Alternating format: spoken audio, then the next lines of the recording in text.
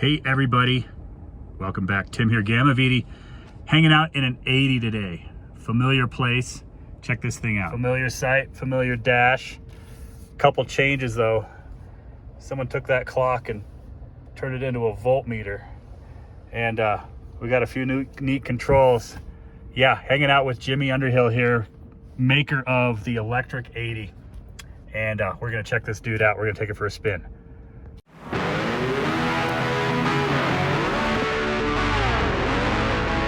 Passenger vehicles.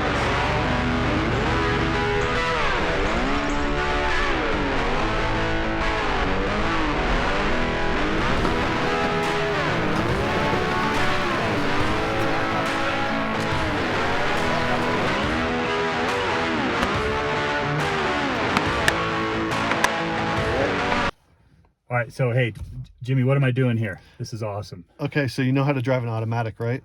Can do. All right, put the key to on and your foot's on the brake. So now you can shift down here to either drive, neutral, or reverse. This is awesome. Did you make this? Yeah, that's 3D printed. Fantastic. Push it to drive. Okay. D-light doesn't come on. That's standard issue with the 80s. Yep, that's standard. I need to get that working. That's cool. And then we go. Yep, just set off like you would normally. So I'm driving an 80, but I don't really hear a engine. This is really cool. Oh yeah, so smooth.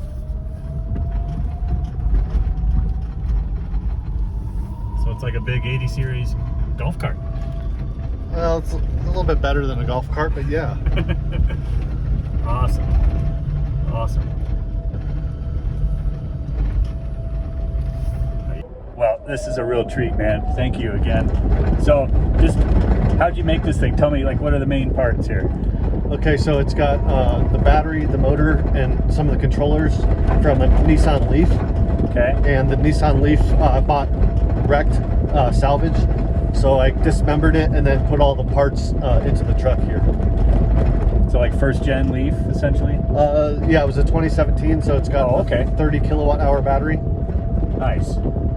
And then the 80 was like old and retiring, or?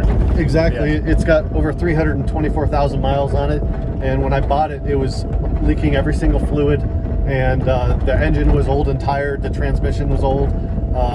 It needed, tons and tons of work, and it also had no title. So I bought it for real cheap, and I was able to get a title for it and convert it to electric, and now I can drive it every day. That's cool.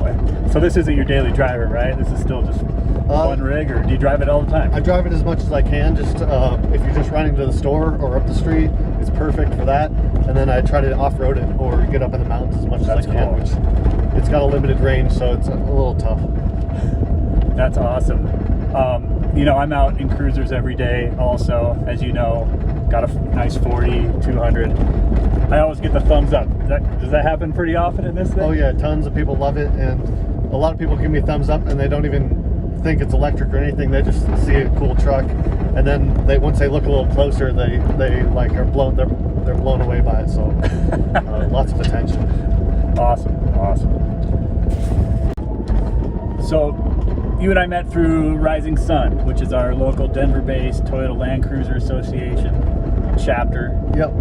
I've been there forever, but you're relatively new. I guess what got you into it? How long you been? What's your life story with cruisers? Yeah, I only have been a member since 2019, I think, and I bought my first Land Cruiser at the end of 2018, and it was a 100 series, and I wanted to go wheeling because I've got a long history of sports cars and racing in the SCCA and things like that, but I'd never done off-road driving. So I was really interested to learn that, and living here in Colorado all my life, I've always known about the Rising Sun Club. I used to see the stickers on cruisers when I was back in high school and stuff, so I knew about the club, and yeah, since I joined the club, I've made a bunch of friends, and I've learned everything about off-roading, about Land Cruisers, about winching, everything I've learned from the club, so it's been a huge benefit. That's fantastic, and me too, by the way. Mm-hmm. What keeps you here? Yeah, definitely the friends, like the camaraderie, and we're always doing events. Like we try to do an event every month almost, and we have a meeting every month, and there's always some trip coming up that you can look forward to. Yeah, for sure. For me, what keeps me around is, you know, there's that initial draw, right? You get a cruiser, you're all excited. Oh, I got to meet other guys and talk about cruisers all night, and that's super fun. But at some point, you're like, okay, the honeymoon's over. What's the staying power? Right. Obviously, my best friends are here. But the technical resource to me is almost unmatched worldwide. I like to say there's nothing that could go wrong on any of my cruisers where I don't know how somebody who could fix it. I mean, exactly. You find that to be the case also? More than that, like sometimes the club can really save your butt. Like if your truck breaks down in a tough spot, even if you're alone, the club will rally around you to fix you, get you back on the road. Or maybe you're looking for parts and the parts are, you know, discontinued and impossible to find, but the guy has one on the shelf and he'll sell it to you for $30. So a lot of that is just great. Now, were you able to tap into some of those tech resources when you did this build? Oh yeah, so the suspension that we're riding on, I bought through the club. The wheels and tires, bought through the club.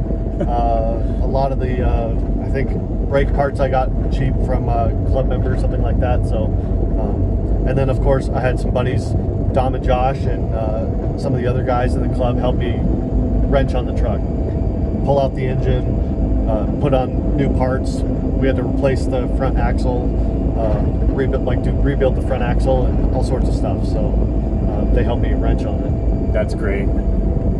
That's great. Well, we're kind of flying down the hill here. I'm going like 35. You notice we're back above 80%, so we've been super cool. Regenning all the way down the hill. So we're making electricity as I bomb it down this windy, wet road. All right. Oh, fox or coyote. Oh, wow, that's cool. Right in the middle of the street. Yeah, get that dude on the... Look at that. Hey, little foxy. Yeah, that is a fox. Oh, how adorable. Hopefully this is coming out on the camera. That's what keeps us coming out. That is gorgeous. Why don't you floor it? Floor it? Yeah. Whoa. That's as fast as an 80. Yeah. Yeah, that's awesome. It ain't slower. Oh, all right, I'm going to shut her down a little bit. So how fast is this thing go? I've got it up to 65, but okay. It still has a little bit more in it. I think the gearing will limit it to about 70. Okay. But at that speed, your battery goes down pretty quick. Yeah, I've noticed that. We have a Leaf, and yeah, and honestly, any vehicle I've ever owned, the faster you go, the more gas you burn. Yeah. If you want to conserve, you just got to slow down. Yeah, exactly. I get that. But that's 70, 65.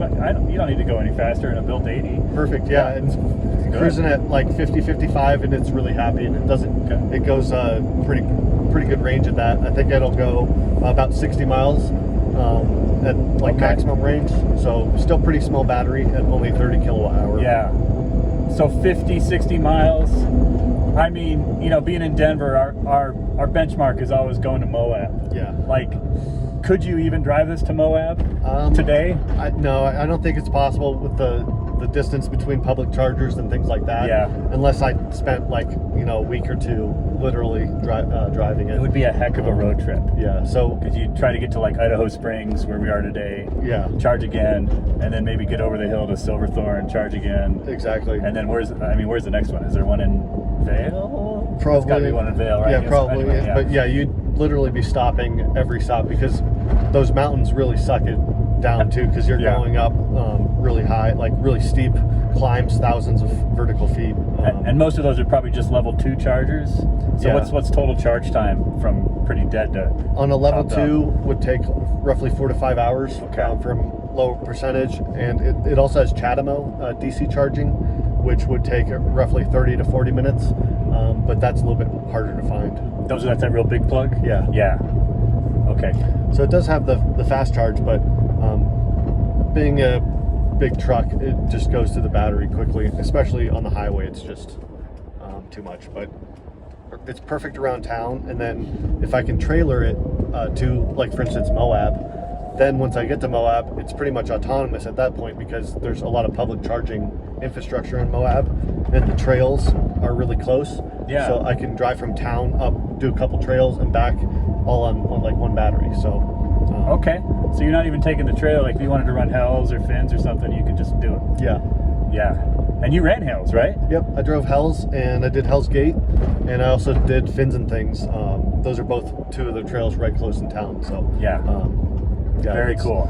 If I can get like roughly, maybe I add another battery pack, then I'll roughly double my range. And I think at that point it's going to be a lot more usable. And for instance, I'll be able to drive from my home here in Morrison, Colorado, and do like we could come up here and do Yankee Hill or Slaughterhouse Gulch or some of those trails without any worry about charging, and then also make it back home. That's excellent. So we just got the light come on that say our temperature's gone up to 180 degrees. That's just like a warning almost, telling you that you're getting a little warm, but we have a cooling loop, so the cooling fan's running. And I just told Tim we should shift down to low range. Is it neutral? No, we can do it in drive. Oh, keep it it's drive? fine. Yeah. And then just... Yep, drop it down into low, and now that'll put less load and less heat into the system. Okay. So you can't 2-foot brake. Oh, there we go. Oh, wow, low range. Yeah. And we've already now dropped below 175, so it's cooling off quite quickly now. Just like that. Wow, good lesson for gearing. Yeah. So yeah, we're blasting up an incline, 8% maybe, and we're at like 9,500 feet. So I got to admit I kind of forgot it was electric for a little while. I mean, we're just driving an 80 in the mountains, and it just feels super natural and comfortable. It's super fun. So hopefully we can find some pokey things to kind of mess around on and go. So yeah, it sounds like we're in low range. Oh yeah, definitely.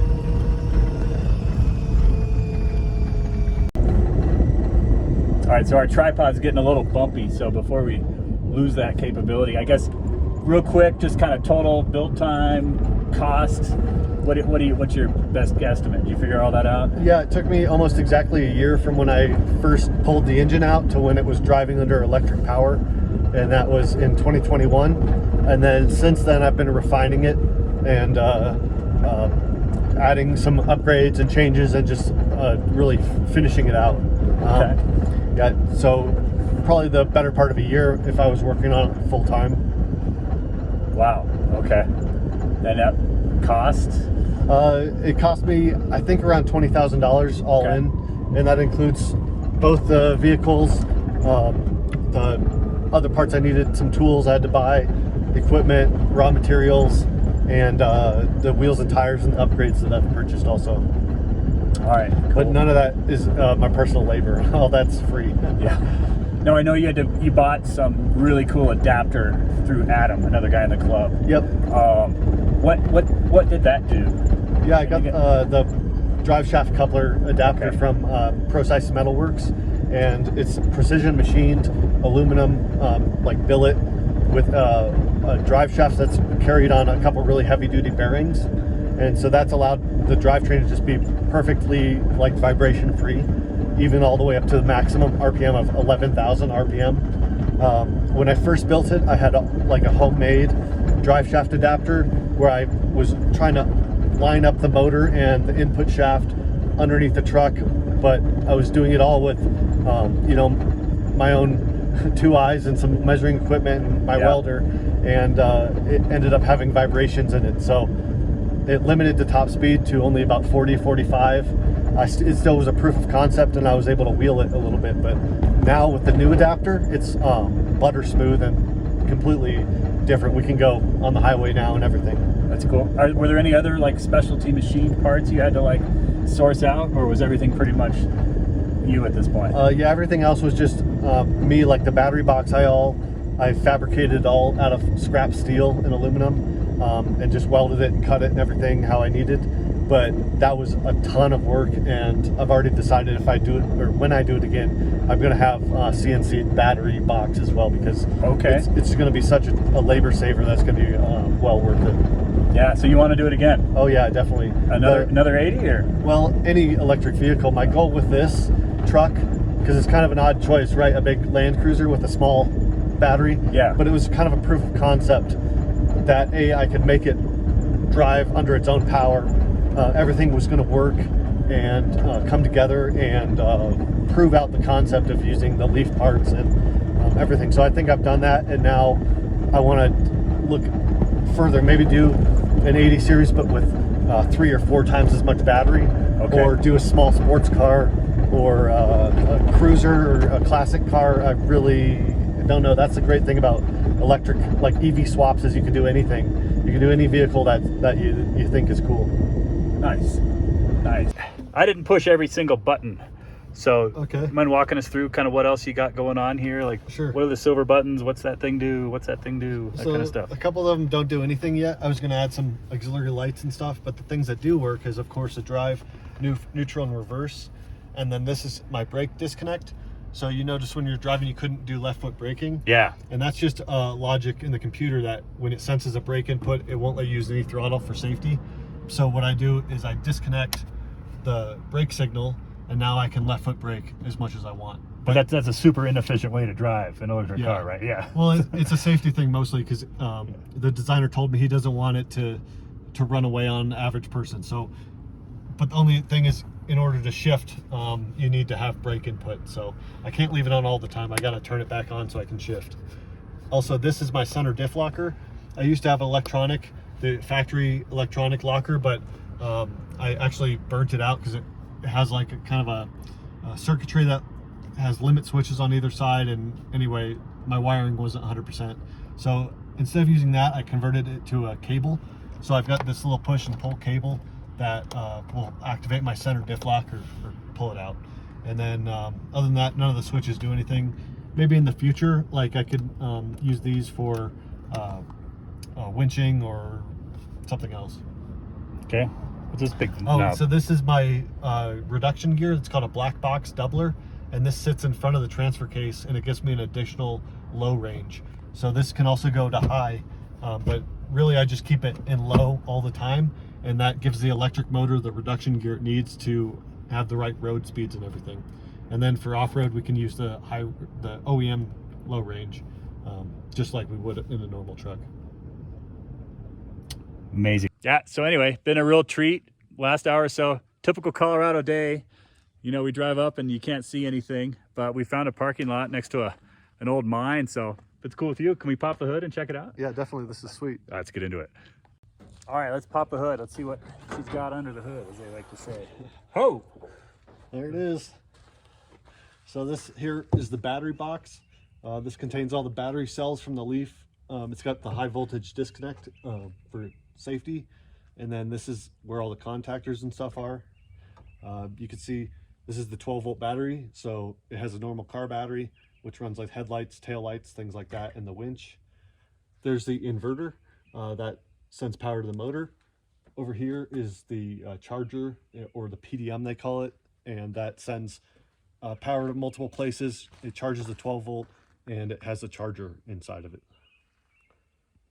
So what if you ran out of battery? Like, how do you still have brakes? Do you still have wipers, lights, stereo? Yeah, so because it's got this battery here, if the main battery goes dead, okay, this will still let me run. I've got power steering pump that's electric, and that can there in the corner is a brake pump that's electric. Electric brake pump, okay. Vacuum. And that's all off of the yellow top there? Yeah, so that all runs off the 12-volt system, and that's constantly being maintained by the charger, or the DC to DC converter, they call it. So that for the main battery, so you have a battery charging a smaller battery. Awesome. So then up top, I see you got solar panels, what, 400 watts? Yep, we got the Gamma VD roof rack with 400 watts of solar panels, and those help maintain the 12-volt system we just talked about while it's actually driving. Or I can actually charge an extra auxiliary battery in the back of the truck when it's parked, and then I can use that to charge the main battery from. So you could easily top off that yellow top in a half a day or so. Yep. Right? Yep. But there's no way you're driving to Moab with perpetual motion here. No perpetual motion, but if I leave it parked all day long, for instance, I can charge roughly 20 to 25%. Really?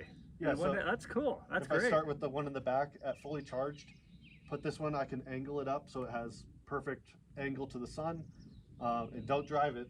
Just let it sit all day long, and I could get roughly 20 to 25%. Yeah. Oh, I forgot they angle. Mm-hmm. Oh, we got to show that off real quick. Okay. Yeah. So, yes, these are Gamma VD rain gutter towers, 3060 risers, which mount up to these extrusions. And this was a custom build that he and I collaborated on, and we made it to where this could flip a little bit. Do you mind showing us how that works? Sure, yeah. So just pull a pin. So there's just these little quick release pins. Okay. And then it can just tip up. It can go either direction, this way or that way. And you can angle it multiple settings. And then I've got another piece of extrusion with a couple different holes drilled in it. A little kickstand. And we just stick the pins back in on either side and then lower it back down. That's awesome. So wherever you're parked, you can kind of angle it to optimize that solar angle. Exactly. That's really sweet. Yep. I'm glad it's working well, and yeah, really cool. So back here I've got, this is the solar battery. We just talked about that when it's parked and not driving, the solar panels can charge this. And this has about 10% of the main battery capacity. So that's what I can top it up on if I get in a sticky situation. So if you're out, would you run a fridge off of that? Oh yeah, you could run your fridge. Like this would run the fridge for a week probably. This is 6 kilowatt hour battery. Oh wow, so it's huge. All right, so we're kind of headed downhill now. I ran that battery down to about 50. It's up to 53. Yep. But I can change the charging. Yeah, if you just press here on the drive button, okay, you can press it through 3 different settings of regen, and that's what those little ticks indicate. So now we're in the highest regen setting, and this, it feels to me like engine braking in first gear. It's really strong. So you that's like eco mode on the Leaf, right? Yeah. You just gave it a button. Yep, exactly. That's cool. And then I see you've got some other controls going on. Yeah, this is an app called Leaf Spy, and it's for Nissan Leafs. Like, you know, everybody, there's like tens of thousands of them, and people use this app to look at information about the battery voltage and the power consumption. This is all the cells from 1 to 96. There's 96 battery cells, and you can see they're all very balanced, with only like 20 millivolts, which is really good. And we can see, if I go to this mode, yeah, so here, this will show us the kilowatts that we're using. So we're only using 5, 7, 8, 10 kilowatts. And it'll also show us the battery temperature and other details, state of charge. And it'll also show us the regen on that scale. That's really, really awesome. So this is the equivalent of hooking up OBD Fusion and having the OBD2 sensor. But, exactly. But it's all electric. Well, man, well done on this. This is so neat. Thanks. So cruising down this road, really awesome. You know, got really foggy. Fun. One other set of tracks. Love it here. One thing I noticed is in low range, there's only one gear. So when I let off the gas, we stop. So it's really cool. I can just keep the constant rate. I just use a little indexing, keeping my right foot against the tranny hump there. And it just becomes very intuitive and very, very comfortable. Really awesome. And I keep saying it, but I kind of keep forgetting that this is an electric truck. I wouldn't want to be going any faster. This is really just intuitive and comfortable. I mean, has that been your experience? Yeah, once you get it out on the trail, it drives really good, and it just goes. You have really good controllability. The torque delivery is just how you want it. It's just quiet. Otherwise, you wouldn't really notice it's any different. It has all the same performance, and it's still a Land Cruiser, which was my goal. I wanted it to still be a Land Cruiser, still perform. You know, there's nothing like sitting on the tailgate of a Land Cruiser. This has been a super treat. So I know you've been featured in some stuff, right? You've been to some events. Do you mind sharing a little bit about some of that? Sure, yeah. So I've been to Cruise Moab twice. The big accomplishment was last year at the 25th anniversary. Yeah. And I confirmed that my truck was the first electric vehicle to take part in Cruise Moab, which is sweet. Then also I've been featured on a couple podcasts. So the Cruisin' to Camp podcast and Bankrupt Overland. Okay. That's familiar. Those 2 podcasts interviewed me. Also, I've been had an article that I wrote in Toyota Cruisers and Trucks magazine, and I've been featured on the TFL, the Fast Lane Trucks YouTube channel, where they tested my truck out at their testing grounds, and I passed with flying colors. Oh, that's really awesome. Yep. That's cool. So on the other podcasts, and I know people who watch, you know, both of you subscribers to my video, thank you. They can find those, right? They're on those podcasts. Oh yeah, we should probably put a link down below or something, but yeah, check them all out. Do that. Search those names with electric Land Cruiser, and you probably won't find another one. Is there another electric Land Cruiser on Instagram or anywhere? There's some production ones in South Africa and Australia for mining, but those are the only ones I know about. There's a couple like 40s and 60s that people have built, but those are kind of like cruisers, whereas this is the off-road beast. That's awesome. Yep. That's awesome. What kind of feedback do you get from guys? Let me ask, have there been any haters? Have there been any guys that said you ruined an 80, dude? What's going on? Really? Yeah, I had a few haters, like maybe 1 to 2% of the people that I come into contact with. Okay. And the rest is always overwhelmingly positive. Even car guys who love, a good V8 engine, they think it's cool because they see that like it's just an application of technology in a different way. And it actually, the end result's really good. So when I let people drive it, they immediately fall in love with it. And yeah, overwhelmingly positive feedback. That's great. That's great. I guess what's the future for this 80 here? So this 80 is going to be my wheeling rig. I'm going to be wheeling it all year this year and as much as I can. And maybe one day it'll be for sale, but for right now, it's my truck. So. Next plans is to add more battery. If I can double the battery, I'll be happy, and I think I'll put that where the gas tank used to be. So, okay, yeah, very good. So, well, cool. Well, hey, thank you. This has been a treat. Real pleasure. Tim. I hope you guys liked this one. As always, tell me what else you want to see on these videos. Tell us your questions. Any questions at all for Jimmy? You can your electric 80 on the Instagram? Or? Electric Land Cruiser. Electric Land Cruiser, yeah. And you can find me on YouTube at EV Swap, and yeah, look me up. Very, very cool. Thanks again, everybody, and as always, I'll see you on the next one.